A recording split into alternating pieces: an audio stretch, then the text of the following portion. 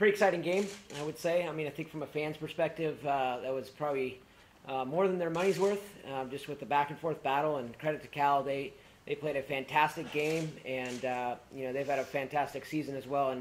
And we were pretty excited that we got the result at the end.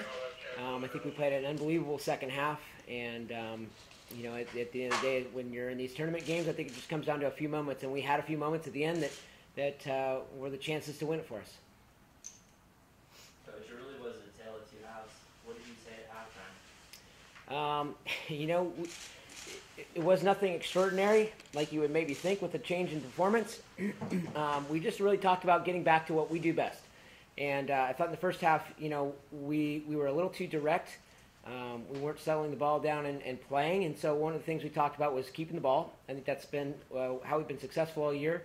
And then the second part is just that we need to get more numbers into the attack. And because we were so direct in the first half, it really didn't give us a chance to get our wide backs into the attack. It didn't give us a chance to get our midfielders into the attack, and I thought we did a much better job at that. And then just play with a lot of passion. I think the other part Wampa talked about was playing with passion and defining what that was. And I thought that was kind of the catalyst that allowed us to kind of get the momentum in the second half.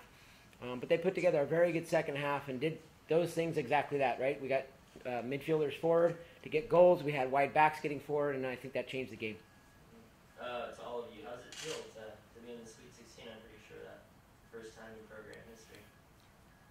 Kind of surreal, pretty unbelievable, but I feel like this is where we wanted to be all year. So it's kind of like, we got here, it's really exciting that our hard work has paid off. Our hard work has definitely paid off.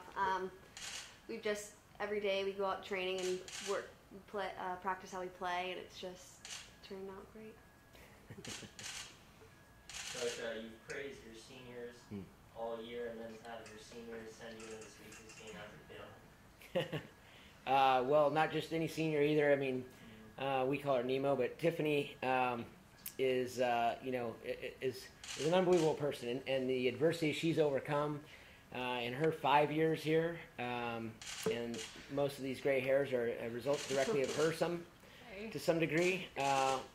It's a pretty special moment. I'm pretty excited for her. I think this is obviously an exciting moment for her, but when that ball fell to her, I just knew she was going to tuck it away. And I think there's a lot to be proud of on the field and off the field with her and with all of them.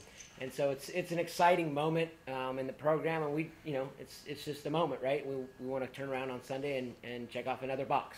And so we're going to celebrate this, and we're excited about this. And it was an unbelievable goal, and not just that part of her game tonight. She played a heck of a game, both sides of the ball, defensively, putting the ball on the ground and playing, dribbling at people. It was a great performance. What challenges does UCLA present to you? 5-0 win is no joke. No, I think to be fair, Cal was a very good opponent for us. And so that was never going to be the case with our game with Cal. And UCLA is a very talented team. I mean, they've got national team players that sit the bench. And so, we walk into Sunday's game, like we've said all along, we may not be the best team player for player in the country, but we're the best team in that we play as a team. And I think they're going to present a lot of challenges for us, as many teams have. And we're ready for those things. And I think what we'll do tonight is watch some more video and, put a game plan together that these guys will put into place on Sunday and give us a chance to win the game. But they've got some good players. Zakiya Bywaters is somebody we're going to have to handle. I mean, Mewis in the as a target striker is, she's a handful. And so they've got a lot of pace. They're technical. They play good soccer. But at the same time, it's still soccer. And I thought Kentucky had a chance in the second half to tie it up. Missed a chance from 6 yards out to make it 1-1, and then the game went downhill from there. A few minutes later, they got the second, and then it was, they tried to push forward and get multiple goals at the end. Tiffany, can you walk me through the game of the ball? Yeah. Well, as a midfielder, we always try to, when the ball gets played up on to the side, try to get to either the top of the box or the penalty spot to look for that pass back. We call it the pass of death, because most defenders are so focused on the ball that they don't realize that you're right there. And of course I was open, and so I knew Hannah was going to play it back, and I just had to calm myself down because that was my third chance. So it was like third time's a charm.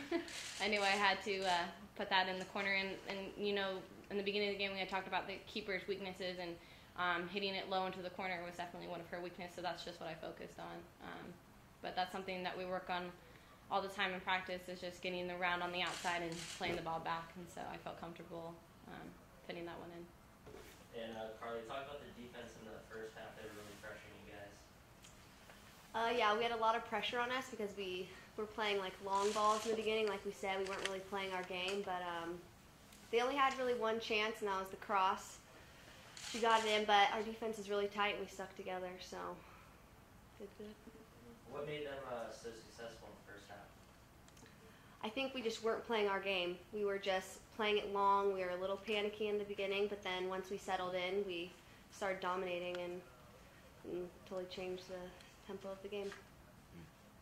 And coaches, is it safe to say that maybe your forwards and midfielders weren't on the same page in the first half? The through balls were not where they needed to be? Yeah, I think there was some of that, and you know, I think going back to the possession part of it, when we didn't keep the ball, it stretches the game, and so not only were they struggling to find those balls, but then they didn't have any support, and that's part of the halftime talk was about getting more numbers forward so that they did have support and we could start to see some of our patterns that we work on, and I think still going back to maybe the defensive things too is they put some pressure on us, but it wasn't a tremendous amount of pressure. We made a bit of a mistake for the goal. But I thought, all year long and tonight again, we've just done a great job in the back, and Carli's been a huge part of that. I mean, she's played all but 15 minutes, on the season. That they've just done an amazing job of limiting chances, but then making plays when it really mattered. And I thought that was one of the things that happened at the end of the game. There was a ball that bounced in behind Rachel, that I believe Carli and McGlinchey maybe cleaned up right on the goal line. I mean, Rachel saved one off the line in the first half. It's been truly a team effort, and that seemed to continue again tonight. So even though we had some pressure on us, it wasn't like we were under this extreme pressure with a lot of shots that were dangerous. They just had 2 or 3 dangerous opportunities in the first half. So I thought we did a good job all night, but it got even better in the second half.